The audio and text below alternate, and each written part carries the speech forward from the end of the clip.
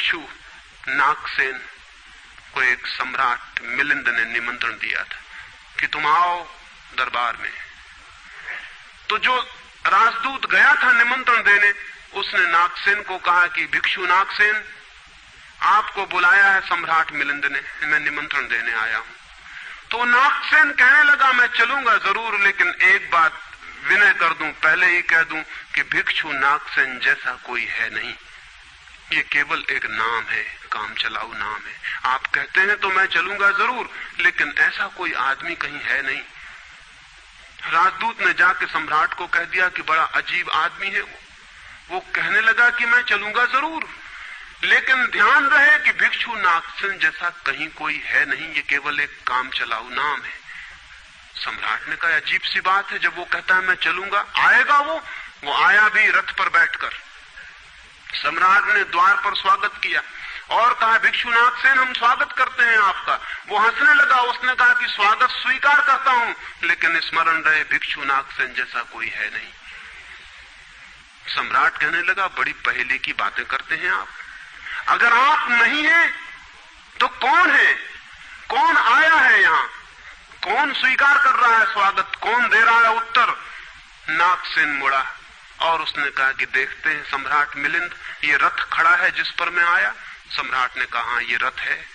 तो भिक्षु नागसेन पूछने लगा, घोड़ों को निकाल के अलग कर लिया जाए। घोड़े अलग कर लिए गए और उसने पूछा सम्राट से, ये घोड़े रथ हैं? सम्राट ने कहा, घोड़े कैसे रथ हो सकते हैं? घोड़े अलग कर दिए गए। सामने के डंडे जिनसे घोड़े बंधे थे खिंचवा लिए गए। उसने पूछा कि ये रथ हैं? सिर्फ 2 डंडे कैसे रथ हो सकते हैं? डंडे अलग कर दिए गए। चाक निकलवा लिए और कहा, ये रथ है? सम्राट ने कहा, ये चाक है, ये रथ नहीं है।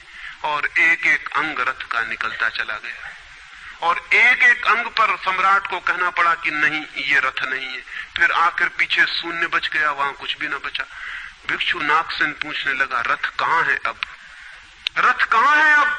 और जितनी चीजें मैंने निकाली तुमने कहा ये भी रथ नहीं, ये भी रथ नहीं, ये भी रथ नहीं, अब रथ कहां है?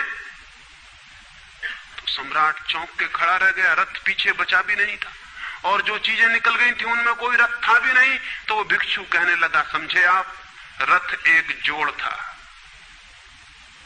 रथ कुछ चीजों का संग्रह मात्र था। रथ का अपना होना नहीं है कोई, ईगो नहीं है कोई। रथ एक जोड़ है।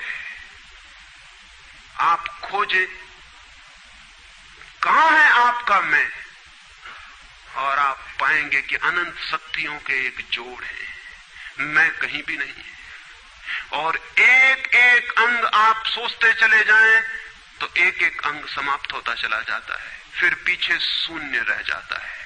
उसी शून्य से प्रेम का जन्म होता है, क्योंकि वो शून्य आप नहीं है, वो शून्य परमात्मा है।